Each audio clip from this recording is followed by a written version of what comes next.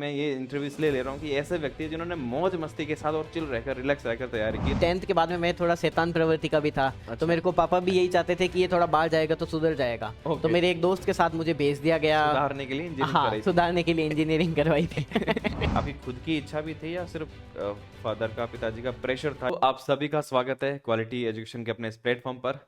आज मेरे साथ हैं श्री गौरव बेताला, जो इस बार आरएस 2021 में 215वीं रैंक के साथ सेलेक्ट हुए और आरटीएस सर्विस मिल रही है, तहसीलदार बन रहे हैं। तो आप सबकी तरफ से भी और मेरी तरफ से गौरव जी को बहुत बहुत शुभकामनाएं, थैंक यू हार्दिक सर, बधाई। Thank you sir. मैंने अभी पिछला अपना इंटरव्यू लिया था, वीडियो रिकॉर्ड किया था देवेंद्र जी के साथ। यहाँ पर देवेंद्र जी से मैं बिल्कुल विपरीत, देवेंद्र जी बहुत विपरीत परिस्थितियों में देवेंद्र जी ने तैयारी करी, और आज मैं बताने वाला हूँ गौरव जी के तैयारी का किस तरह से तैयारी रही। गौरव जी ने, मैंने देखा गौरव जी ने बहुत मौज मस्ती के साथ तैयारी की। गौरव जी के बारे में बता भी देता हूँ। हमारी साथ में ट्रेनिंग हुई थी आरएस 2018 बैच में। हमारी ट्रेनिंग उदयपुर ओटीएस में हुई थी और उदयपुर ओटीएस में हम साथ में थे। तो वैसे मैं आपको बता देता हूँ, जो ओटीएस की तैयारी, ओटीएस में जो ट्रेनिंग होती है उसमें जो पढ़ाते हैं टीचर्स आते हैं, थोड़े बड़े बुजुर्ग टीचर आते हैं, वो पढ़ाते हुए बड़ा बोरिंग पार्ट होता है। हम सबका बोरिंग पार्ट था और सब लोग बहुत बोर थे, क्योंकि इतनी पढ़ाई आपने आरएस से पहले कर ली है और आरएस के बाद आप, कोई सिलेक्शन होने के बाद कोई नहीं पढ़ना चाहता ट्रेनिंग में, कोई भी नहीं है ना। तो वो बड़ा बोरिंग होता है, और मतलब ऐसा भी होता है ज्यादातर टाइम हम सो भी जाते थे, गेमिंग है ना। में। तो बड़ा बोरिंग था। उस बोरिंग को सबसे मजेदार बनाने वाले, मौज मस्ती के साथ हमारी ट्रेनिंग निकालने वाले वो गौरव जी थे। तो गौरव जी ऐसे हैं जो सबको याद है कि हाँ, ये पूरे 3 महीने पूरे मौज मस्ती के साथ निकले थे, ना। तो ये ऐसे व्यक्ति हैं, मैं ये इंटरव्यू इसलिए ले रहा हूँ कि ऐसे व्यक्ति हैं जिन्होंने मौज मस्ती के साथ और चिल रहकर, रिलैक्स रहकर तैयारी की। तो आप इनसे ये चीजें भी सीख सकते हैं। ये बहुत जरूरी है तैयारी के दौरान कि कैसे आराम से रिलैक्स होकर तैयारी की जा सकती है। तो उसी तरह से अपना सवाल लेंगे। पिछली बार गौरव जी की 625वीं रैंक थी और राजस्थान एम्प्लॉयमेंट सर्विस, आपको सबऑर्डिनेट सर्विस मिली थी। ठीक है, तो मैं थोड़ा सा गौरव जी का परिचय गौरव जी से ही जानते हैं। तो गौरव जी, आप अभी सभी साथियों को एक बार थोड़ा सा अपना परिचय दे दीजिए, अपने फैमिली बैकग्राउंड के बारे में, एजुकेशन बैकग्राउंड के बारे में, ताकि फिर वहां से शुरू करेंगे तो पहले से पता रहेगा। हाँ। मेरा नाम गौरव बेताला है। मैं बेसिकली नोखा बीकानेर का रहने वाला हूँ। मैंने अपनी ग्रेजुएशन सिविल इंजीनियरिंग में की है और पूर्णिमा कॉलेज ऑफ इंजीनियरिंग जयपुर से। अच्छा। उसके बाद में 2016 में मैंने अपनी इंजीनियरिंग करने के बाद तब तक मेरा विचार सिविल सर्विसेज में आने का था नहीं। लेकिन मेरे पापा की प्रेरणा से मैं इस लाइन में आया और मुझे पहली बार में 625वीं रैंक के साथ मैं सफल हुआ, और मैं अभी अभी वर्तमान में राजस्थान जो एम्प्लॉयमेंट डिपार्टमेंट में कार्यरत हूँ as a junior employment officer, okay, रोजगार विभाग में। रोजगार विभाग। हाँ, तो आप सबको रोजगार दे रहे हैं अभी तो वैसे गौरव जी। और वैसे आपकी फैमिली बिजनेस फैमिली है, जिसने आपने मुझे बताया था कि बिजनेस फैमिली। तो नॉर्मली ये होता है कि बिजनेस फैमिली में सब लोग चाहते हैं कि आगे बेटा भी या तो कोई एमएनसी में जाए, आपने इंजीनियरिंग की है तो, या फिर बिजनेस में जाए। तो ये गवर्नमेंट सर्विस की और कैसे? मेनली सर इसमें मेरे पापा का सबसे बड़ा योगदान है, हाँ। क्योंकि मेरे पापा ने 1990-91 में पहली बार आरएस प्रीलिम्स का एग्ज़ाम दिया था। अच्छा। उनका किन्हीं कारणों से हो नहीं पाया, या उनकी वो खुद ही बताते हैं कि मेरी स्मृति क्षमता इतनी तेज़ थी नहीं। लेकिन मेरा ये तब से इच्छा थी कि मैं मेरे बेटे को इस सेवा की ओर आगे बढ़ाऊँ। उसके बाद में जैसे-जैसे सर मेरी ग्रेजुएशन हुई, ग्रेजुएशन के बाद में अ, पापा ने एक बात बोली मेरे को, ग्रेजुएशन के लास्ट दिन एक बात बोली कि अब तेरे को प्रतियोगिता दर्पण एक बार देख लेनी चाहिए, ताकि तू आरएस के बारे में तेरे को थोड़ा पता लग सके। हुँ, हुँ। तो फिर मैंने प्रतियोगिता दर्पण के बारे में मैंने मेरे दोस्त को पूछा, आरएस के बारे में मैंने मेरे दोस्त को पूछा। तो ऐसे करते-करते फिर मैंने मौर्य वंश, छोटी-छोटी मतलब हिस्ट्री की छोटी-छोटी किताब से मौर्य वंश हो गया। मतलब इंजीनियरिंग बैकग्राउंड से आप हिस्ट्री और इसमें आ गए। हाँ, इसमें आ गया। हुँ, हुँ। तो ये शुरू-शुरू में तो मुझे अजीब लगा, हुँ। लेकिन धीरे-धीरे एक इंटरनल मोटिवेशन था, जो मुझे मतलब मेरा डेडिकेशन ही था जब मैंने तैयारी शुरू की थी। उसके बाद में सर मेरा 2016 में मेरा गेट का एग्ज़ाम भी नहीं, क्वालीफाई तो हो गया था। आपकी, एक तो ये होता है कि आपकी खुद की इच्छा भी थी या सिर्फ़ फादर का, पिताजी का प्रेशर था इसीलिए करना था? खुद की इच्छा थी कि नहीं थी? सर खुद की इच्छा थी, प्रेशर नहीं था। अच्छा। उनका मोटिवेशन था, उनके प्रति मेरा भी समर्पण भाव है, और उनको भी ये पता था कि अगर मैं बोलूँगा तो ये उस ओर आगे चल सकेगा। हाँ, हाँ। नहीं, तो ऐसा तो नहीं था जैसे कई बार फैमिली, पिताजी का सपना था, उस सपने को पूरा करने के लिए आप पर प्रेशर डाल रहे हैं। जैसे कई बार होता है कि पिताजी का सपना था डॉक्टर बनना, वो नहीं बन पाए और बेटे पे आजकल मैं देख रहा हूँ, क्योंकि बहुत सारे सुसाइड केस हुँ। पढ़ते हैं तो बड़ा दिल को दुःख होता है। तो ये प्रेशर, ऐसा कुछ प्रेशर आपको कभी फ़ील हुआ? नहीं सर, प्रेशर 1% भी नहीं था। पापा ने ये नहीं, तक बोल ऐसा दिया। ऑप्शन था आपके पास अवेलेबल कि आपकी इच्छा हो तो करो, नहीं हो तो कुछ और भी? हाँ, हाँ, ये मेरे पास अच्छा ऑप्शन था कि मेरी इच्छा हो तो ही करूँगा, हाँ, वरना नहीं करूँगा। और मेरे पापा ने ये भी बोल दिया था कि अगर तू 40 साल, इसकी मैक्सिमम लिमिट है, 40 साल तक तू तैयारी कर ले। अगर 40 साल तक भी तेरा नहीं होता है, तो 41वें साल में अपना बिज़नेस तैयार है, तो तू उस लाइन में आ ओके। जाना तो वापस। आप देखिए ज़्यादातर कैंडिडेट्स क्योंकि ग्रामीण पृष्ठभूमि से हैं, तैयारी करते हैं, तो सबके पास इतना विकल्प नहीं होता। गौरव जी भाग्यशाली थे इस बात में कि उनको परिवार की तरफ से पूरा सपोर्ट था। फाइनेंशियली कोई ऐसा नहीं था कि फाइनेंशियली कमज़ोर थे, उनके पास एक आराम से विकल्प था। तो हाँ, ये एक स्वाभाविक था कि फिर आप मौज-मस्ती के साथ तैयारी भी कर सकते हैं। हाँ, मैं आज इंटरव्यू इसीलिए ले रहा हूँ कि हाँ, कुछ कैंडिडेट्स भी मौज-मस्ती के साथ तैयारी पॉसिबल नहीं है। बिल्कुल पॉसिबल है, मैंने तो गौरव जी को देखा है। आराम से हँसते-खेलते, मौज-मस्ती के साथ सबके साथ मस्ती भी करते हैं, है ना? हँसी-मज़ाक ये सारा चलता रहता है। मतलब अगर ग्रुप में गौरव जी जैसे व्यक्ति हों, किसी भी ग्रुप स्टडी में, तो ये समझो कि उनकी तैयारी बहुत बढ़िया कटने वाली है। बिल्कुल सर। है ना? तो ये हमारे लिए बहुत अच्छा अनुभव था गौरव जी के साथ। तो हाँ, गौरव जी थोड़ा-सा अपने एजुकेशन थोड़ा-सा बैकग्राउंड पीछे की ओर जाते हैं। आप 10वीं 12वीं और कॉलेज के बारे में बता दीजिए। उस समय आप पढ़ाई में कैसे थे? मतलब शुरू से बहुत होशियार थे, तेज़ थे या सामान्य औसत विद्यार्थी थे? कैसे एक बार वो बता मैं दीजिए? सर बिल्कुल सामान्य औसत विद्यार्थी रहा हूँ। मेरे 10वीं में 79.33% है और 12वीं में 65% है और मेरी ग्रेजुएशन में 64% है, प्लस मेरे एक 4th सेमेस्टर में एक बैक भी आई है, जो कि मैंने कभी फैमिली में अपने बताई भी नहीं है। आज आज पहली बार आज बता पहली बार इसी प्लेटफ़ॉर्म पे बता रहा हूँ कि मेरे 4th अच्छा सेमेस्टर में। शादी-वादी हो गई ना आपकी? हाँ, मेरी शादी इसी साल हुई है ओके, सर। ठीक है। तो अच्छा शादी भी हो गई है और अब बताएँगे तो कोई विशेष फ़र्क नहीं पड़ने वाला कि ब्रेक हाँ। लगी हुई है। ठीक है, तो आप बैक लगी हुई थी कॉलेज में मतलब शुरू से था कि मौज-मस्ती के साथ तैयारी करना, बैक लग जाए तो लग जाए। हाँ, हाँ, मतलब मेन ये था कि अपने को जॉब करनी नहीं है, अपने को बिज़नेस लाइन में ही आगे जाना है। अच्छा तो उस समय मैंने कॉलेज में तो हाँ, यही था कॉलेज में फिर? यही था। ओके, ठीक है। हुँ, उसके बाद में फिर नहीं तो फिर धीरे-धीरे। बिज़नेस लाइन में जाना तो फिर इंजीनियरिंग क्यों की?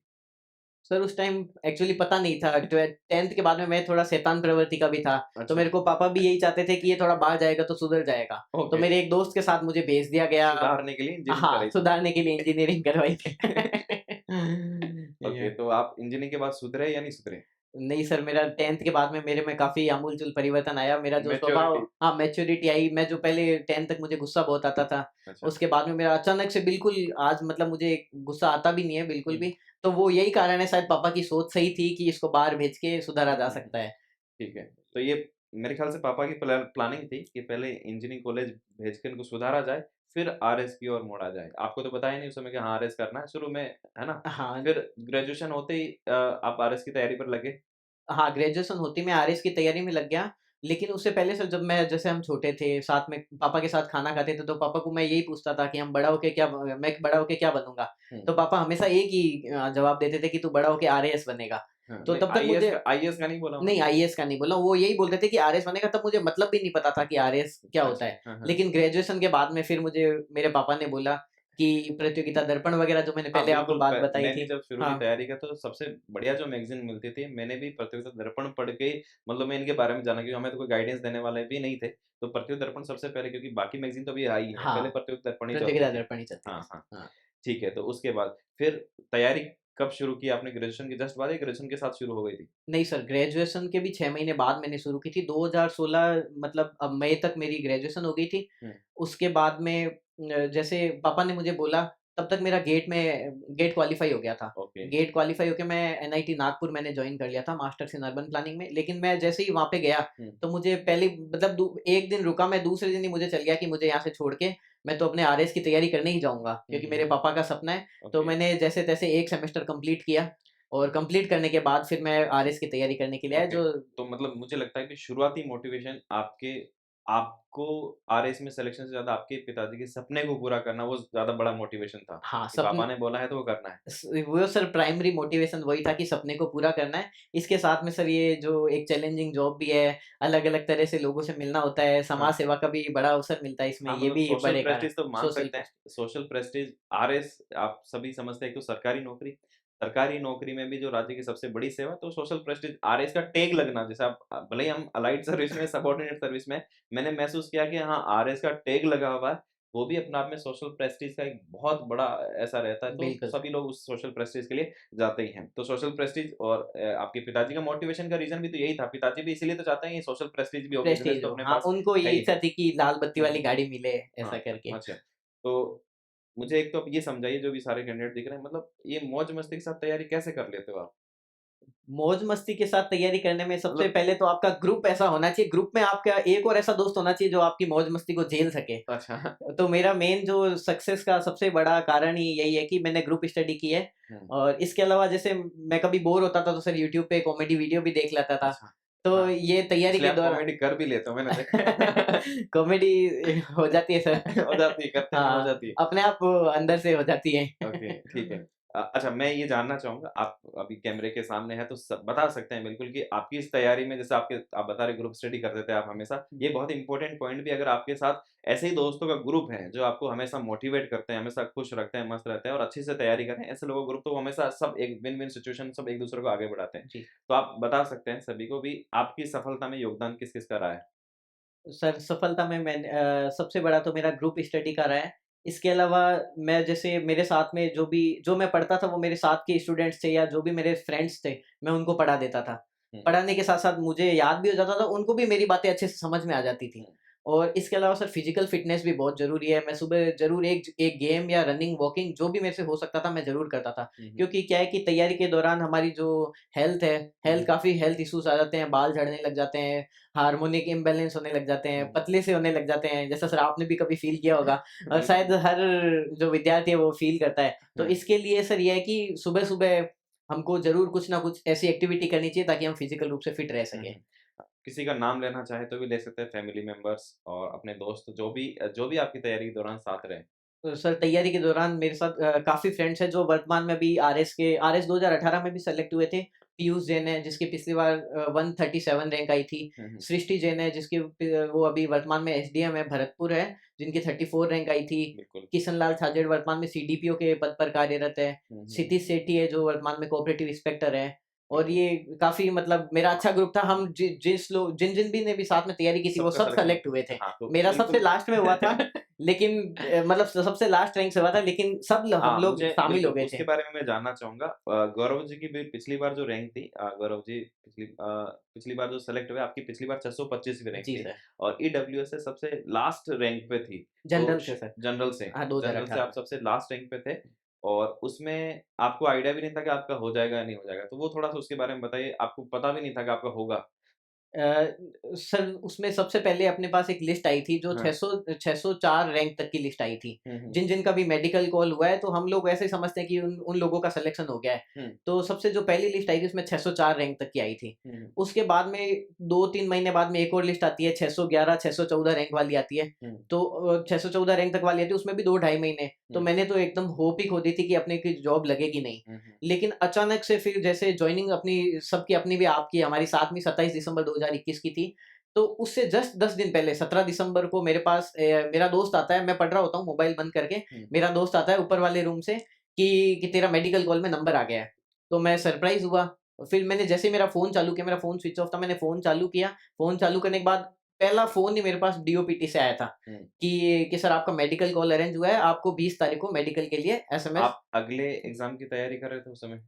हाँ, मैं अगले एग्ज़ाम की फुल डेडिकेटेड होके तैयारी कर रहा था अच्छा। क्योंकि सर मेरे को अंदर से बहुत बुरा फ़ील हो रहा था कि मैं मतलब मेरी अच्छी रैंक आनी चाहिए थी लेकिन मेरी आई नहीं अच्छा, और मैं सेलेक्ट नहीं हुआ। आप एक्सपेक्ट कर रहे थे कि हाँ, आपकी अच्छी रैंक आएगी, लेकिन हाँ, अच्छी रैंक नहीं आई। आई नहीं या सर। ऐसा था कि आपने मौज-मस्ती से इतना टाइम दे दिया कि अच्छी रैंक आनी ही नहीं थी? नहीं सर, ऐसा नहीं है। मैंने ये सोचा था कि मेरी करीब 200 से 300 के आस-पास में ओके, रैंक बैठेगी, लेकिन मेरी जो अनएक्सपेक्टेड रैंक थी 625। ओके। तो जो सर 10 दिन पहले रिज़ल्ट आया, जो मैं बता रहा हूँ आपको, 17 दिसंबर की बात है ये। हाँ, और उसमें फिर मेरी 7 दिन के अंदर-अंदर मेरी जॉब लगी, वो मेरे लिए बहुत सरप्राइज़िंग थी और मेरे पापा के लिए, मेरी मम्मी के लिए और क्या बोलते हैं, पूरी फैमिली के लिए एक वो बहुत खुशी की बात थी कि भई फर्स्ट टाइम में चलो अंतिम रैंक से हुआ सिलेक्शन लेकिन हो गया फाइनल। हाँ, मैं आपको बता देता हूँ सभी साथियों को। देखो, आरएस में क्या होता है यहाँ पर जैसे गौरव जी ने बताया भी 625वीं रैंक है लास्ट और एक्सपेक्ट कर रहे थे अभी बहुत अच्छी रैंक आई। ये सभी के साथ होता है, ठीक है? आरएएस में अनसर्टेनिटी इतना रहता है, जो भी तैयारी कर रहे हैं साथी, अनसर्टेनिटी इतना रहता है कि जब आप एग्ज़ाम देने के बाद कई बार ऐसा लगता है कि हाँ,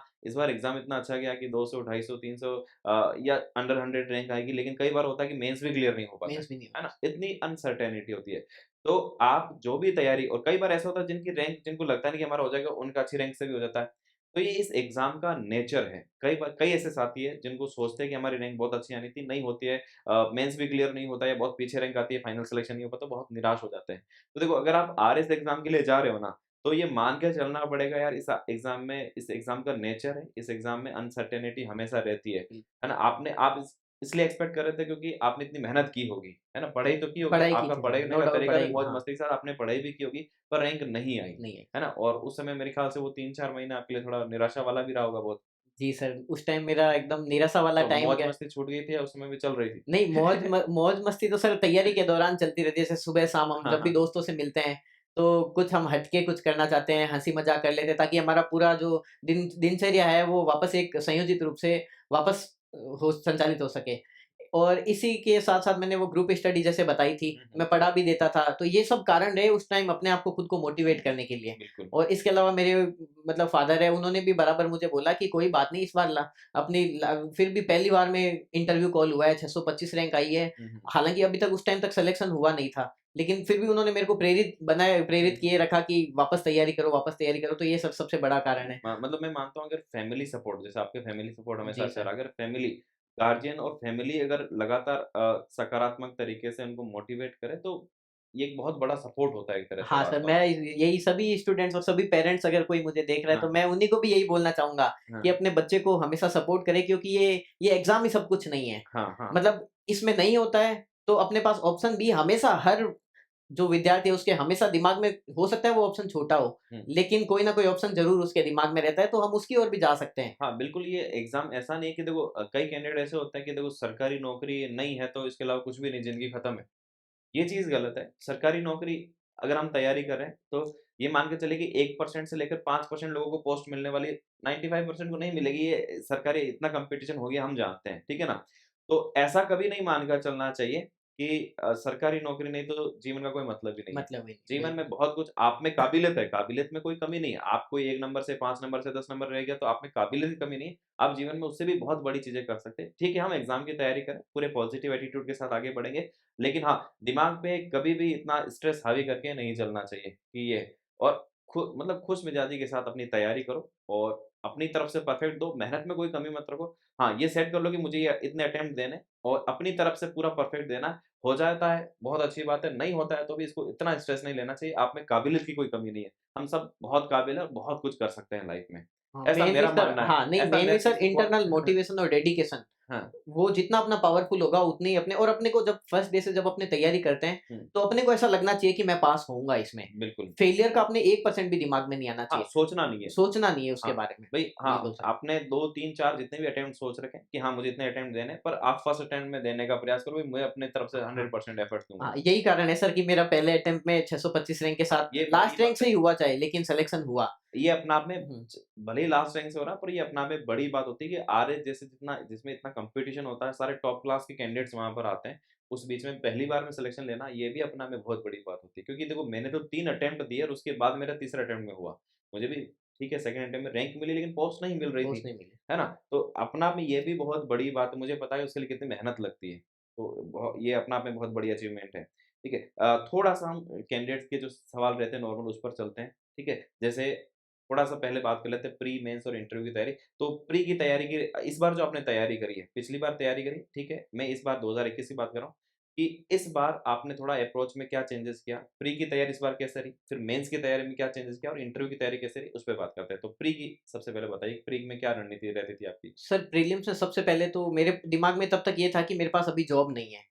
तो उस मुझे तो समय हाँ, तो मेरे पास मिली नहीं थी हाँ, आपको? मैंने पहले मेंस लिख रखा था, हाँ, तो मेरा पूरा फ़ोकस प्री पे ही था कि मुझे पहले प्री पास करना है, क्योंकि प्री के बिना हम आगे इस प्रक्रिया में आगे जा नहीं सकते। हुँ, हुँ, तो प्री के लिए मेन तो सर जैसे मैं मैथ्स बैकग्राउंड से हूँ, हुँ, तो जो भी मैथ्स बैकग्राउंड से है, आर्ट बैकग्राउंड से है, तो उनको मैथ्स रीज़निंग अपनी मजबूत कर लेनी चाहिए, क्योंकि वो सीधे-सीधे 20 नंबर की आती है बिल्कुल। और लगभग अपनी कट ऑफ सर 80 से 20 100। सवाल आते हैं। हाँ, 20 नंबर की 15 क्वेश्चन। 20 सवाल के आस-पास आते हैं। हाँ, लगभग हर बार 19-20 सवाल 19-20 19-20 सवाल। सवाल आ रहे हैं। हाँ। तो 20 सवाल आ रहे हैं, बहुत बड़ी बात है बहुत अगर बड़ी 20 बात है हाँ। सर। और इसके अलावा सर हमको पता है कि इकोनॉमिक सर्वे जो हुँ, एक महत्वपूर्ण योगदान रखता है बिल्कुल। अपने प्रीलिम्स एग्ज़ाम में, हुँ, उसके भी सर 15 से 20 क्वेश्चन्स आते हैं हुँ, और हुँ। साथ में राजस्थान जीके, राजस्थान हिस्ट्री हो गई। और जो अपने करंट अफेयर्स है, उसका भी बहुत बड़ा करंट अफेयर्स हम 100% उसको नहीं मान सकते, लेकिन उसको ये मानना चाहिए कि हम इसके 50% क्वेश्चन्स हम कर सकते हैं। हुँ, हुँ, हुँ। तो मेनली सर यही प्रीलिम्स का 3-4 मेरा सब्जेक्ट को भी अगर हम कवर करके चले, जैसे आपने बताया मैथ्स, रीजनिंग है, उसको हाँ, अच्छे से कर लो, करंट अफेयर्स को अच्छे करंट से कर अफेयर्स लो, हो गया। आर्थिक समीक्षा को अच्छे से कर जी लो, सर। है ना? अगर किसी का साइंस बैकग्राउंड है, साइंस में भी अच्छे क्वेश्चन्स आ रहे हाँ, हैं और राजस्थान जीके का पूरा राजस्थान जीके काउंट करें तो हर बार मैं देख रहा हूँ 50 प्रश्न आ रहे हैं। 50 प्लस है आ ना? रहे हैं तो इन मेन सब्जेक्ट को भी पकड़ ले तो प्री तो पास हो जाता है। अब बात असली आती है मेंस की। मेंस की। सबसे इम्पोर्टेंट तो मेंस ही 800 नंबर का मेंस होता है। इंटरव्यू तो सिर्फ 100 नंबर है। इंटरव्यू पे भी हाँ। बात करेंगे। पर मेंस में क्या रणनीति रहनी चाहिए? आपकी रणनीति क्या थी? और एक शुरुआत सवाल ये रहता है कितने घंटे पढ़ते थे आप?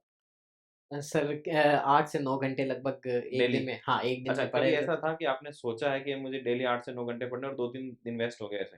नहीं, ऐसा कभी भी नहीं हुआ, मैं डेडिकेटेड था मतलब मेरी हाँ, हाँ। तैयारी को लेके हो सकता है कभी कोई घर में काम आ गया, कोई अदर इश्यूज़ है, उसकी वजह से अगर 1-2 दिन छूट रही है तो छूट रही है, बाकी सर मैं मेरी पढ़ाई एकदम कंटिन्यू रहती थी। ठीक है। और कैसे मेंस में क्या अप्रोच थी इस बार? क्या चेंजेस किया आपने? मेंस में सर पहला वही मैं आपको बार-बार बोलना चाहूँगा कि मेरे पास उस टाइम जॉब थी नहीं। हुँ, मेरे हुँ। एक अंदर से खुन्नस थी कि मेरे को एग्ज़ाम में पास होना है। हाँ, मतलब प्रूव मेरे को करना है। आरपीएससी को प्रूव करना है कि मैं पास हो सकता हूँ। हाँ, लेकिन इन बिटवीन फिर मेरी दिसंबर में जॉब लग गई तो हुँ, मेरे लिए अनएक्सपेक्टेड वो खुशी थी, तो हाँ, वो खुशी मेरी तैयारी में और साथ बनी। ओके। और उसके अलावा सर जो मेंस की आप पूछ रहे हो कि किस तरह से तैयारी और ह 27 अलग हटके दिसंबर की तो थी। आप जॉब में भी चले गए थे, आप जॉब के साथ भी तैयारी कर रहे थे। हाँ, तो वो टाइम कैसे मैनेज किया लास्ट में? हाँ। और क्या थोड़ा मेंस में लिखने में क्या अप्रोच रही थोड़ा-सा उसके बारे में? सर अपने 2021 में सिलेबस चेंज हुआ था अपने हाँ, हाँ, हाँ। जिसमें साइंस जो बहुत सारी मतलब बहुत सारा उसका बहुत बड़ा टेक्नोलॉजी वाला सिलेबस था। पोर्शन जोड़ दिया हाँ, गया। टेक्नोलॉजी वाला पोर्शन जोड़ दिया गया, बहुत बड़ा सिलेबस उसमें जोड़ दिया गया। तो 27 दिसंबर को जब मेरी जॉब लगी थी, तो मैंने मेरे अपने हाथ से पूरे साइंस के नोट्स बना लिए थे। तब तक शायद किसी के पास भी पूरे साइंस के नोट्स तैयार नहीं थे, ओके। लेकिन वो मेरे पास थे। हुँ, हुँ। तो वो मेरी तैयारी में बहुत बड़ा बहुत सहायक बनी हाँ। और उसके बाद में जब मेरी जॉब लगी, जॉब लगने के बाद में अब तैयारी जॉब के साथ-साथ में भी मेरे को दोनों मैनेज करना था। हुँ, तो जॉब सर लगभग अपने साढ़े 9 बजे का टाइम रहता है ऑफ़िस का। तो मैं साढ़े 3 बजे से उठ के लगभग 9 बजे तक 4-5 घंटे जो भी मेरे से पढ़ाई हो पाती थी, बीच में मैं खेल के भी आ जाता था। तो ये सर मैंने इस तरह से अपने आप को मैनेज किया। फिर जैसे ज जॉब शाम को आने के बाद वापस 1-2 घंटा रेस्ट किया, सो लिए। उसके बाद में वापस रात को 12 बजे तक 11 बजे तक जहाँ पे भी अपनी मतलब क्षमता हो, नींद आने लग जाए, तब तक अपने तैयारी के साथ मैंने मेंटेन रखा। और रात को मेरा बेसिकली ये रहता था कि मैं जो मैंने पढ़ा है, वो मेरे दोस्तों को पढ़ा दूँ। हुँ, तो हुँ, वो हुँ। मेरे दिमाग में भी फिट हो जाता था और इस तरह मतलब से ये मेरी आपका तैयारी एक चलती गई। तरीका था कि ग्रुप स्टडी करना और उसमें दोस्तों को पढ़ा देना। हाँ, दोस्तों को पढ़ा लेना। उससे आपकी तैयारी ज़्यादा मजबूत होगी। हाँ, सबके अपने-अपने तरीके होते हैं, हाँ, उसमें गौरव जी का तरीका था कि पढ़ा भी देना, पढ़ा ताकि दोनों चीज़ें क्लियर हो जाए। क्लियर सामने हो वालों जाए। को भी क्लियर हो जाए और हाँ, आपको भी प्रॉपर तरीके से समझ हाँ, में आ मतलब जाए। वो रट ही जाता है हुँ, सर हुँ। इसमें। अच्छा, मेंस की टेस्ट सीरीज़ बहुत इम्पोर्टेंट होती है ना? टेस्ट प्रैक्टिस, तो आपने हाँ। टेस्ट प्रैक्टिस की या नहीं की? कितनी की? कहाँ की? बता। सर मैंने लगभग फर्स्ट अटेम्प्ट में मैंने लगभग 50 प्लस टेस्ट दिए थे हुँ, हुँ, और हुँ। जो कि मैंने भाटिया आश्रम से दिए थे, भाटिया आश्रम जयपुर से दिए थे अच्छा, और जयपुर में भी भाटिया आश्रम की ब्रांच है, वहाँ आपने दिए थे। हाँ, विवेक हाँ, विहार में वहाँ पे बिल्कुल, दिए थे। भाटिया आश्रम का बारे में देखो मैं भी बताना चाहूँ, मैंने भी 2018 में वहाँ पर टेस्ट प्रैक्टिस की थी और बहुत ज़बरदस्त। आप में से जो भी कैंडिडेट्स वहाँ देना चाहे, पढ़ना चाहे, तो वो ऐसा है कि एक तो सबसे बड़ा मेन रीज़न भई इकोनॉमिकली है ना? तो बहुत बहुत ज़्यादा कोई फीस नहीं है और आप वहाँ पर मतलब बहुत सारे कैंडिडेट्स अब तो वहाँ से निकल रहे हैं। तो 1-2 और अच्छे हैं सर उनके ये थी जो पेपर आता है, हाँ, वो एकदम जो सेम पैटर्न आता है वैसा ही उनका पेपर है, कलर भी पेपर का वैसा ही है। हाँ, हाँ। तो वो एकदम वैसी फ़ील आती है वहाँ एग्ज़ाम देने के लिए मतलब एग्ज़ाम जब देने जाते हैं कि जैसे हम वहाँ पे मतलब ओरिजिनल अपने एग्ज़ाम में बैठे हैं, हुँ, उस हुँ। तरह से। इस बार तो आप क्वालिटी एजुकेशन में भी दे रहे हो। हाँ, इस बार मैंने क्वालिटी एजुकेशन जॉइन किया सर को आज मेरा पहला टेस्ट लिख के आया हूँ अभी मैं। हाँ, तो बिल्कुल हाँ, वैसे ठीक है, मैंने भी मतलब क्वालिटी एजुकेशन तो अपने टेस्ट सीरीज़ के लिए जाना ही जाता है, चाहे अब आरएस मेंस के लिए हो, उसके लिए हो। तो हमारा भी यही रहता है कि सिलेक्शन अगर होगा, तो उसमें सबसे बड़ा रोल है वो टेस्ट प्रैक्टिस का रहता है। मैं हमेशा स्टूडेंट को यही बोलता हूँ कि जितनी कहीं से भी टेस्ट प्रैक्टिस करो, पर जितनी ज़्यादा टेस्ट प्रैक्टिस करोगे आप, उतनी ज़्यादा आप अपने आप की तैयारी को मजबूत करते जाओगे। तो टेस्ट का तो बहुत इम्पोर्टेंट रोल है। आपकी तैयारी में कितना रहा उसका? टेस्ट का ही सर 100% रोल पूरा टेस्ट सीरीज़ का ही होता है। इसमें 1-2 बात सर और मैं ऐड ऑन करना चाहता हूँ हुँ, कि जैसे हम लोग टेस्ट लिखते हैं जैसे हम 30-35 बच्चे एक ही क्लास में अगर टेस्ट लिख रहे हैं, तो हुँ, आपस में जो भी टॉपर्स हैं, उनकी कॉपी को अलग करके उनको देखना कि उन्होंने अपने से क्या हट के लिखा है। बिल्कुल। जैसे कई बार जो टॉपर्स होते हैं वो अपने मतलब उसमें रह जाते हैं कि नहीं अपने ही सही है, लेकिन ऐसा नहीं होता। कई बार जो टॉपर्स हैं, हुँ, वो कॉपी में ऐसे-ऐसे अपने नए-नए इवोल्यूशन लाते हैं। जैसे कोई में डब्बा बनाना, गोले बनाना, स्टार बनाना प्रेजेंटेशन का मैं बहुत बड़ा रोल ये होता है। बिल्कुल आप थोड़ा-सा हुँ। समझाइए जो भी तैयारी कर रहे हैं उन साथियों को कि भई थोड़ा-सा आंसर राइटिंग में प्रेजेंटेशन को बेटर कैसे कर सकते हैं? प्रेजेंटेशन को सर जैसे नई-नई तकनीकें अपनाना, जैसे अंतर पूछा है तो उसको अंतर के हिसाब से ही लिखना, हाँ, ये लाइन बना के लाइन बना के एक लिखना, तरफ दूसरी तरफ इस तरह से दूसरी तरफ बॉक्स लिखना। बना के कुछ विशेष ऐसा लिख दिया। हाँ, बॉक्स बना के लिखा, ऐसा कोई इम्पोर्टेंट पैराग्राफ पॉइंट के हो, बजाय to the point. To the point लिखा। कई बार सर पैराग्राफ भी लिखने पड़ते हाँ, हैं, जिस क्वेश्चन को अपने को आता नहीं है, तो उसमें पैराग्राफ भी सर कई बार हेल्प कर देता हेल्प है। मिल जाती है। हेल्प कर देता है, कई स्टार बनाना, गोले बनाना, डब्बे बनाना, प्रेजेंटेशन का काफ़ी मतलब रोल हाँ, रहता है जैसे इसमें। कुछ लोग कैंडिडेट को मैंने देखा है, जो टॉपर्स कैंडिडेट अंडरलाइन करना कीवर्ड्स को, तो हाँ, ये काम अंडरलाइन। करता है वास्तव में? हाँ, अंडरलाइन बिल्कुल सर काम करता है, क्योंकि जो चेक करने वाले हैं वो एक साथ 100 एक दिन में 50-50, 100-100 कॉपी चेक करते हैं। तो उनको वही चाहिए होता है कि जो क्वेश्चन में जो पूछा है वो, ताकि अपना उनका ध्यान भी उसी ओर ही जाए। हुँ, तो हुँ। ये अंडरलाइन भी एक महत्वपूर्ण इसमें कारण है। और और जैसे और क्या इम्पोर्टेंट है? जैसे टेस्ट सीरीज़ में सबसे तो मैंने एग्ज़ाम में देखा कि आरएस एग्ज़ाम ऐसा है जिसमें स्पीड बहुत मायने रखती है। अगर स्पीड नहीं हुई तो छूट जाएगा।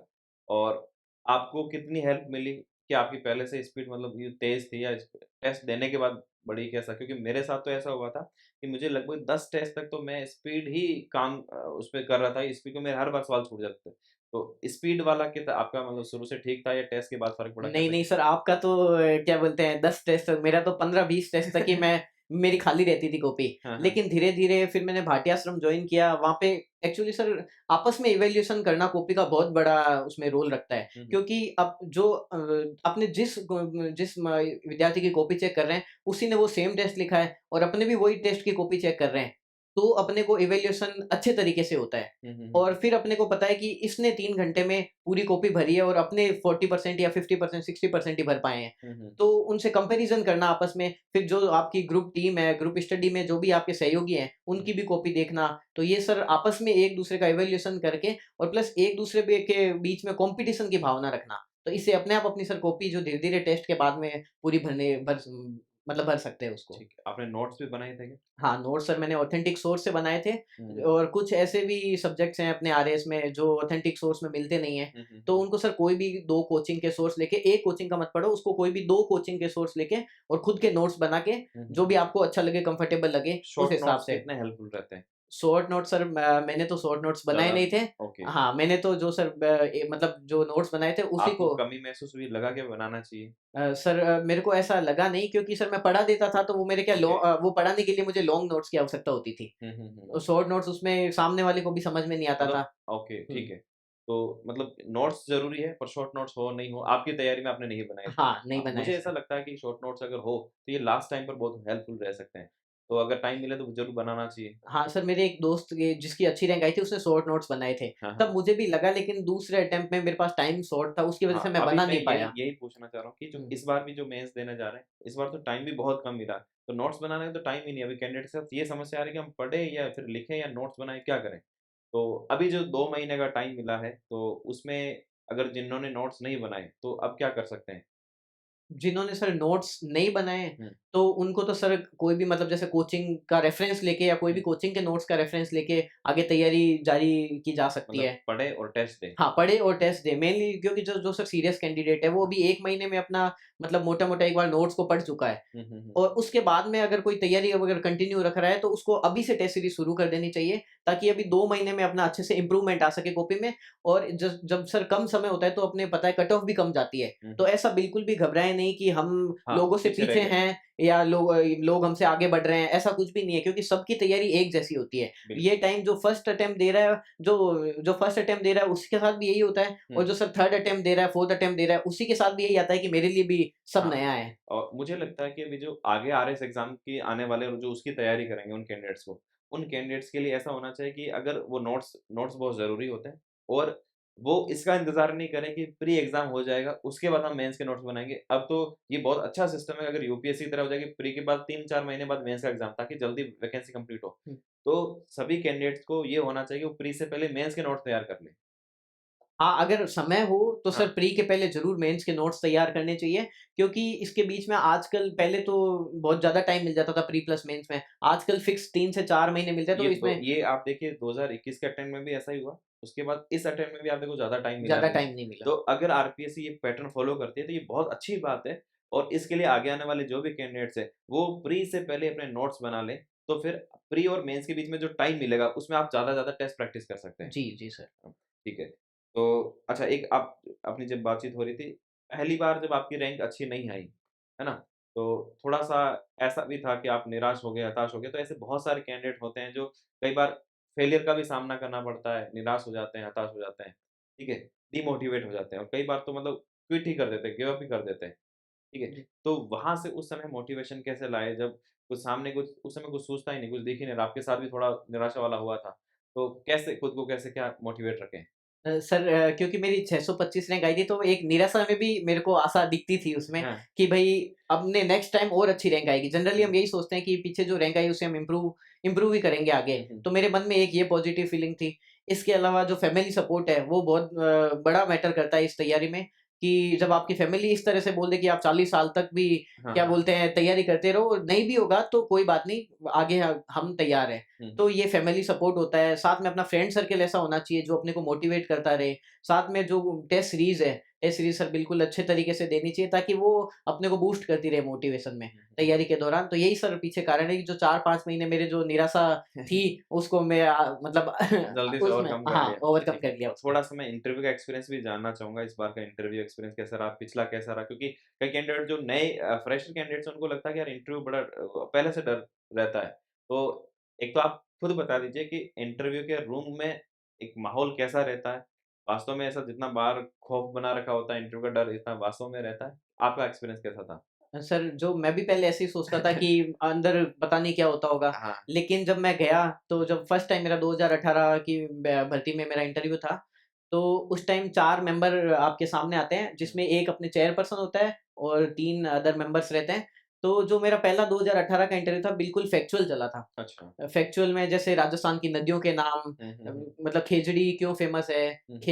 खेजड़ी का क्या उपयोग है? मतलब बिल्कुल बेसिक जो अ, फैक्चुअल क्वेश्चन है उस पे चला था और मेरे उसमें नंबर भी बहुत कम आए थे, 51 नंबर ही आए थे हुँ। और तब तब मेरी रैंक खिसकने का एक ये भी सबसे बड़ा कारण था। तो हाँ। एक अंदर ये भी था कि नहीं, मेरे को नेक्स्ट टाइम मैं और अच्छा करूँगा। हुँ। और जब सर मैंने 2021 का इंटरव्यू दिया था अभी, तो 2021 का इंटरव्यू मेरा 27 सितंबर अभी 2021 को ही था, तो 27 सितंबर को सर वर्ल्ड टूरिज़्म डे आता है। ओके। तो मैंने मतलब ये लक की बात है, बाई लक मैंने उस दिन सुबह उठा और हुँ, सुबह उठते ही मैंने पहले गूगल पे यही सर्च किया कि आज का डे कौन-सा है। हुँ, डे मुझे पता चला कि आज तो वर्ल्ड टूरिज़्म डे है हुँ। और उसकी फिर मैंने थीम सर्च की। जनरली अपने यही देखते हैं कि आज की थीम क्या होगी। तो उसकी थीम थी अभी भूल गया सर, ग्रीन इन्वेस्टमेंट करके थी, टूरिज़्म एंड ग्रीन इन्वेस्टमेंट करके। हुँ। तो मैंने उसके बारे में ग्रीन इन्वेस्टमेंट भी सर्च किया था। ओके। और जब मैं वहाँ पे लाइव इंटरव्यू में गया, हुँ, तो एक न जो 3rd मेंबर थे, उन्होंने मेरे को यही क्वेश्चन पूछा कि आज कोई ऐसा स्पेशल डे है क्या? हुँ, तो मैंने बोला कि हाँ सर, वर्ल्ड टूरिज़्म डे है। अच्छा, उसकी कोई स्पेशल थीम बताओ। हुँ, तो मैंने थीम बताई। थीम के बाद में वही क्वेश्चन आना था कि हुँ, ग्रीन इन्वेस्टमेंट क्या होता है? तो हुँ। ग्रीन इन्वेस्टमेंट का भी उस दिन राजस्थान पत्रिका में आर्टिकल था। ओके। तो ये सर बाई लक बोल सकते हैं या हुँ, हुँ। अपने को सिलेक्शन होना ही था या सिलेक्शन में ये सहयोगी था। हाँ। तो ये मेरा बहुत बड़ा मतलब मेरे लिए भी सरप्राइज़िंग था कि तो तैयारी में सब लक भी काम आता है, मेहनत भी काम आती हाँ, है। मैं अगला सवाल यही पूछना चाह रहा हूँ कि लक का कितना रहता है और मेहनत कितनी काम आती है? मतलब लक फैक्टर आपने एक तो चीज़ एक्सेप्ट की कि लक फैक्टर काम करता होता है। है तो सर, वास्तव हाँ। में ऐसा होता है इंटरव्यू में, मेंस एग्ज़ाम में और प्लस मेहनत, दोनों का कितना रोल रहता है? सर लक तो होता ही है क्योंकि जैसे मेंस एग्ज़ाम में भी अपना 15 दिन जैसे एग्ज़ाम खिसका था हाँ, 2021 हाँ, वाला, हाँ। तो उसमें मेरी तैयारी मैंने और खींच दी थी। तो ठीक है। वो मेरे लिए तो लकी था हुँ, और इंटरव्यू में ऐसा क्वेश्चन पूछना जो हम सुबह देख के आए हैं, हुँ, हुँ, तो हुँ। वो एक लक अच्छा, से कम नहीं है। ठीक है। लेकिन सर जो ये भी एक लक हाँ। फैक्टर रहता है मेंस एग्ज़ाम में, इंटरव्यू में कि आपका इंटरव्यू बोर्ड किसका आ रहा हाँ, है। ये भी बहुत बड़ा अभी और जैसे जो सर अभी मार्कशीट्स आई है काफ़ी, ओके, उसमें ऐसा मतलब देखने को मिला है कि जो फीमेल मेंबर्स हैं, हाँ। वो अच्छे नंबर दे रही हैं ओके, और क्या बोलते हैं जो मेल मेंबर्स हैं, उनका थोड़ा जो मार्किंग टाइट सिस्टम है, मार्किंग वो रही। टाइट मार्किंग है। ओके। तो मेरे लिए ये भी लक की बात है कि मेरे फीमेल मेंबर आई थी इंटरव्यू लेने के लिए, तो सर मेरे अभी इस बार 63 नंबर आए थे। हाँ, इस बार अगर देखा जाए 63 वैसे एक सामान्य औसत मार्क्स मिलता है, लेकिन अगर हम अभी जब मार्कशीट आ रही है तो मैं देख रहा हूँ कि टॉपर्स कैंडिडेट के भी किसी के 40 नंबर, 45 नंबर, 47 नंबर, 34 नंबर भी दिए हैं। 34 नंबर 34 नंबर भी आए हैं, इंटरव्यू मैंने देखा था एक मार्कशीट में, है ना? और 50 नंबर, 55 नंबर बड़ा मुश्किल से आ रहा है। मुश्किल था। उसमें अगर आपके 63 इस बार आ रहे हैं तो ये अच्छे वास्तव में ठीक नंबर है। मान लो कि अगर ये मार्क्स कम होते तो और शायद और रैंक भी पीछे जा सकती थी, तो ये अच्छा था कि इस वजह से एक अच्छी रैंक भी आपने ज़रूर यस हासिल सर। करी थी। तो गौरव जी, आपने सारा अपना अनुभव साझा किए। मैं चाहूँगा कि लास्ट में आप जो भी आगामी एक्सपीरियंस जो फ्रेशर कैंडिडेट है, जो अभी सेकंड ईयर, थर्ड ईयर में पढ़ रहे हैं, ऐसे कैंडिडेट्स भी हमसे जुड़े हैं, तो उनको कोई संदेश देना चाहें, आप मैसेज देना चाहें कि भई वो कैसे अपने आप को मोटिवेट रखते हुए अपनी आगे की तैयारी को जारी रखें कुछ? अगर मैं ये पहले तो ये बोलना चाहूँगा कि अगर आपका अच्छा ग्रुप होना चाहिए, हुँ, मतलब 2 से 3 स्टूडेंट्स ऐसे होने चाहिए जो आपकी तैयारी में साथी बने और आपस में कॉम्पिटिशन की भावना भी हो। और ग्रुप स्टडी तो सबसे बड़ा योगदान है ही। और इसके अलावा सर मेनली कि अपने को इंटरनल मोटिवेट रहना है, हुँ, इंटरनली हुँ। मोटिवेट रहना है, डेडिकेटेड रहना है अपनी तैयारी के प्रति। तैयारी के प्रति डेडिकेशन के साथ हमको ये भी विश्वास होना चाहिए कि हम पास होंगे इस सेल्फ तैयारी में कॉन्फिडेंस। और चिल होके तैयारी करनी है। और प्लस इसी को ही सब कुछ नहीं मानना है सर। हाँ, हाँ। ये सबसे बड़ा मतलब अपने पास हमेशा ऑप्शन बी रहना चाहिए। ऑप्शन बी चाहे छोटा हो, बड़ा हो, मैं पहले भी बोल चुका हूँ, चाहे छोटा हो, चाहे बड़ा हो, हाँ, आज लेकिन के टाइम में सरकारी नौकरी में जैसे आज एक तो मोटिवेशन ये रहता है कि नहीं हमारे पास कोई विकल्प नहीं रहना चाहिए। मैं मानता हूँ कि हाँ, एक विकल्प दिमाग में रहना भी चाहिए कि हाँ, आपके पास एक विकल्प है, तो आप ज़्यादा स्ट्रेस हावी नहीं होगा। हाँ, अगर कोई का जैसे फैमिली बैकग्राउंड बिज़नेस का हो, तो सर उसके थोड़ा स्ट्रेस कम रहता है। बिल्कुल, जिसके बिल्कुल। फैमिली बैकग्राउंड जॉब का हो या खेती का हो, तो उसके सर नो डाउट स्ट्रेस उसके ज़्यादा रहेगा। हुँ, हुँ। लेकिन उसमें भी हमको मतलब तैयारी को हावी नहीं होने देना है अपने ऊपर हाँ, और स्ट्रेस को इसी को सब हाँ, कुछ नहीं हाँ। मानना है कि ये नहीं होगा तो क्या होगा? हुँ, हुँ, हुँ। मतलब आजकल के जो सुसाइड्स के केस देख रहे हैं सर, वो शायद यही कारण है कि उसी को वो सब कुछ मान लेते हैं। तो हुँ, इसलिए चिल होके, हँसमुख रह के मॉर्निंग वॉक पे जाओ, खेलो ताकि आप लोगों से भी जुड़े हुए रहते हो तैयारी के दौरान हुँ। और यही सर सबसे बड़ा बिल्कुल, देखो सफलता का कारण हाँ, मैं रहता है। यही गौरव जी के पूरे इस इंटरव्यू का सार यही बताना चाहूँगा कि मतलब जो इन्होंने तैयारी की है, उसमें ज़्यादा स्ट्रेस को अपने हावी नहीं होने दिया। गौरव जी ने बताया कि पूरे डेडिकेशन के साथ मतलब सब मौज-मस्ती भी कर रहे हैं, पढ़ाई भी कर रहे हैं, पर जो भी काम कर रहे हैं वो डेडिकेशन के साथ कर रहे हैं। हर काम में बिल्कुल, डिसिप्लिन भी है, डेडिकेशन भी है और लगातार टेस्ट प्रैक्टिस आपने बताया कि आप लगातार टेस्ट टेस्ट प्रैक्टिस तो अपने प्रैक्टिस। आप को प्रैक्टिस करके लगातार मजबूत बनाते रहो। आप टेस्ट दो, टेस्ट में कमियों का एनालिसिस करो, वापस अपनी इस कमियों को मजबूत करके वापस से टेस्ट दो, लगातार आप प्रैक्टिस करते रहेंगे, तो सफलता ज़रूर मिलेगी। तो गौरव जी बहुत अच्छा लगा आप आज यहाँ पर आए और अपना सारा एक्सपीरियंस शेयर किया। मुझे लगता है कि हाँ, अगर कुछ कैंडिडेट्स भी आपके इस इंटरव्यू को देखकर कुछ प्रेरणा लेकर अगर वो अपनी तैयारी की ओर बढ़ते और सिलेक्शन होते तो ये भी बहुत बड़ी बात है। बहुत-बहुत धन्यवाद Gaurav ji. Thank you sir, हुँ, आपका भी बहुत-बहुत धन्यवाद। सर मेरे साथी रहे हैं, ब हुँ। 2018 बैच की हमारी ट्रेनिंग उदयपुर में साथ में ही हुई है और इसी आज इंटरव्यू के दौरान हम वापस उसी टाइम के बाद में सर आज ही मिले हैं। हाँ, बिल्कुल, बिल्कुल। ये तो आप सबका भी बहुत-बहुत धन्यवाद। आप सभी जुड़े रहे और मैं आप सभी को यही कहूँगा कि देखो अगर आप तैयारी कर रहे हैं तो अ, जो सर ने बताया कि देखो तैयारी ऐसा है कि सब कुछ अनएक्सपेक्टेड रहता है इस एग्ज़ाम में, तो इसको स्वीकार करके अपने को चलना है। बस अपनी डेडिकेशन से तैयारी करते रहिए, सफलता ज़रूर मिलेगी। ओके, आप सभी का बहुत-बहुत धन्यवाद।